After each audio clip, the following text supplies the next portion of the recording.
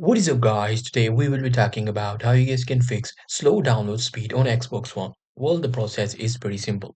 For that, you need to follow these simple instructions. First things first, you need to test your Xbox One network connection.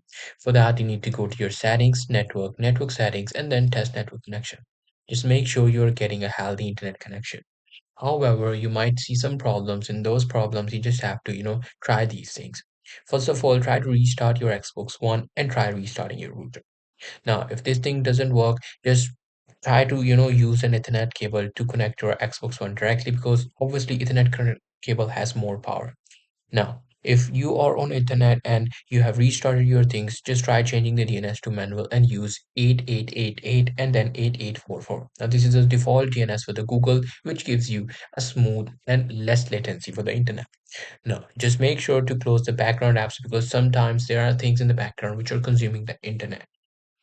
After these, you just have to, check your Xbox Live service status online for any outage. There could be some sort of, outage from the Xbox server, so which are resulting in, slow internet speeds, which you are thinking that this is your internet, but it could be from the service as well.